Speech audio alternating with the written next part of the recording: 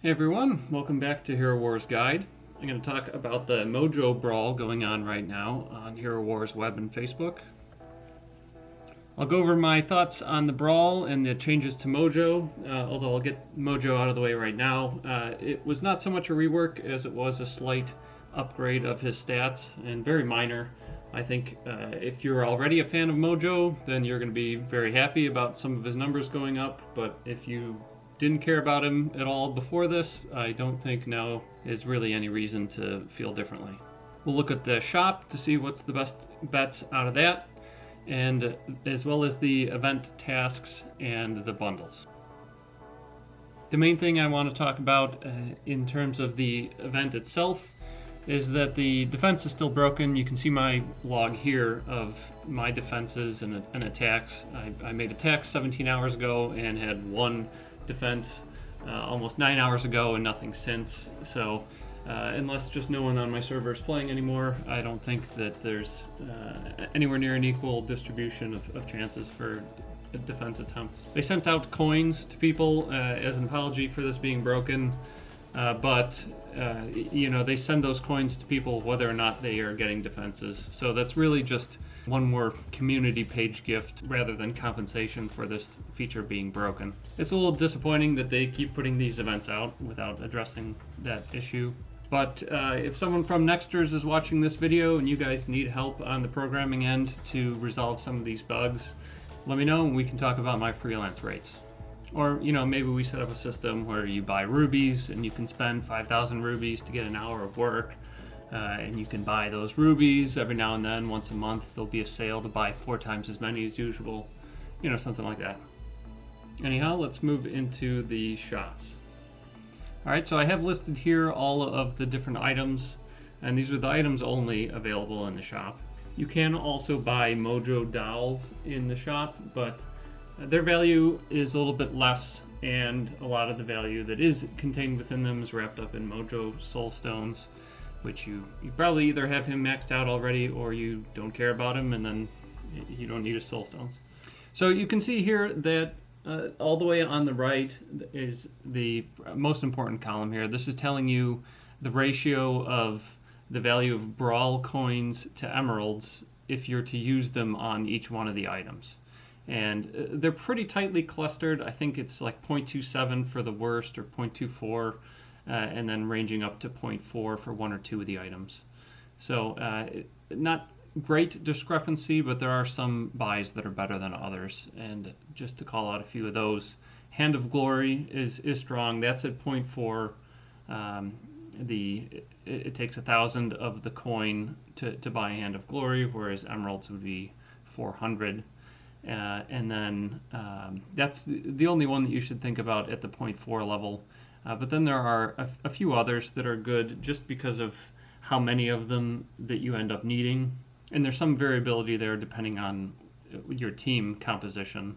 But generally speaking, some fragments are just way more needed than others. And to go one more level into things, and this is really one that you have to apply to your individual situation, but a lot of these are composite items, meaning they're made from more than one different type of fragment. And some of those fragments you're going to need 1 million of, and some of them will effectively come for free as you're grinding for some of those more needed fragments. So I have that captured in the column here called buy percentage, where if the number is 100%, then that means every fragment that's needed for that item is the most needed fragment from all of its missions. So, for example, in the Book of Tales, which is something like the 8th row down there, that's 100%. That's made of flaming hearts and the pastor's rings. And if you look at the number that I need of those items next to the number of all of the other items that are available in the missions that produce those things, I need by far more of the pastor's rings or seals and hearts than those other items. So they're critical path for me.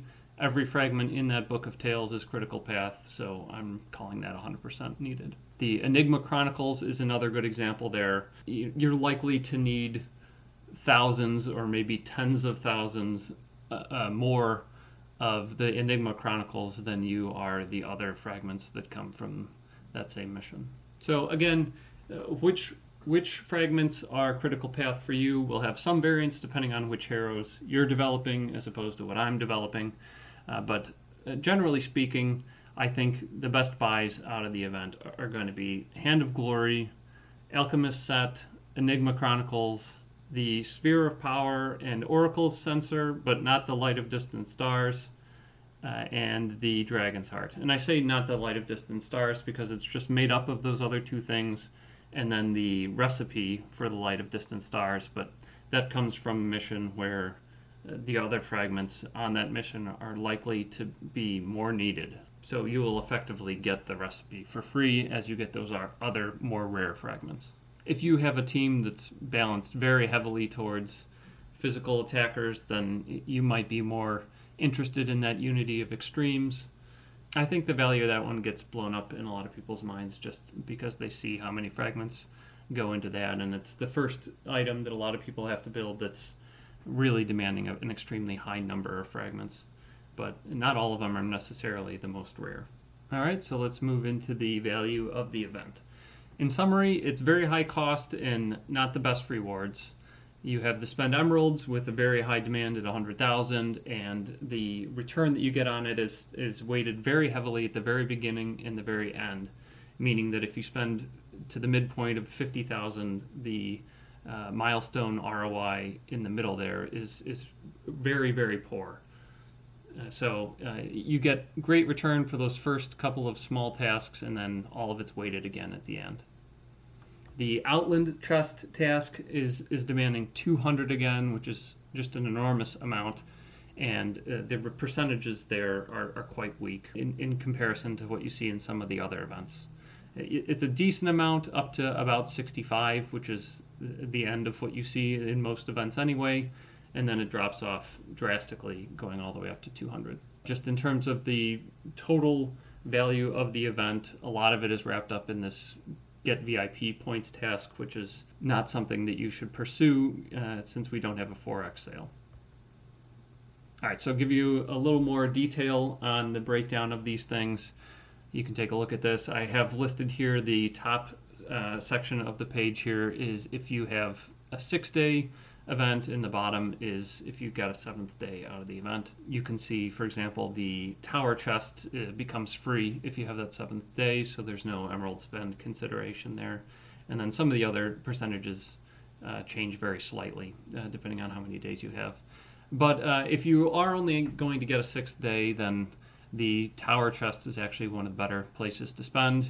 The ROI on the emeralds you spend there, assuming you open some of the smaller chests at the bottom of the tower, is the best return that you're going to get in terms of like the total required to max out a task. The artifact chest rewards are quite weak. You have to spend 7,500 emeralds to open up the 100. You know, at least the way I look at it is if I had to open, I wouldn't do any more than maybe 3 of the 10 key packages, just because I'd want to do the 7,500 instead and get that 500 emerald discount for the whole set. And so you're spending 7,500 emeralds, and the total value of that task is only 2,150, and only 1,000 of that is coming from the keys that you need to get to unlock the later milestones. So ROI is quite weak. You're spending 7,500, and all you get out of it above the free-to-play level is 1,000 emeralds worth of value. So that one's not worth it, in my opinion.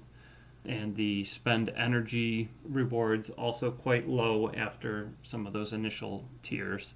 You know, if you consider the May free energy and the 500 they give you, I think that's enough to get you to the milestones that are worth doing. So I'd say just do your normal artifact chest, do your normal energy, and don't worry about going above and beyond in those. Here's a more detailed breakdown of the Outland chests. Again, 6 days is on the top, 7 days on the bottom, with a little bit of a note there for how many you need to open each day to hit each milestone. I won't talk in any more detail here because I think I covered it in the previous slide. This is more detail on the spending emeralds task.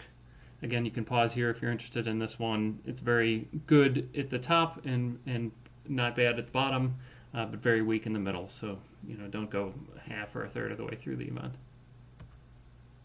Note on the bundles, as usual, they're not a very good deal compared to 4x Emerald. This event is worse than most, actually. You can see here the column out to the right. I have the value of each bundle as compared with the 4x, and that's using not quite the best Emerald bundle size at VIP 15. It's using 1,200 emeralds here per dollar, which is a little bit worse than what you maybe are buying at. If you're a VIP 2 or something, you're probably not thinking about buying $225 worth of bundles. But if you're at a lower VIP or you're buying small 4x bundles, then the value of 4x will be a little overstated here, but if you've reached a pretty high VIP level, then the percentages are actually a little worse than what you see here. And that does include the value that is distributed to your guild. So really, even in the largest bundle there, it's better to just wait for 4x, in my opinion. All right, that's all I had for you. Hope this helped.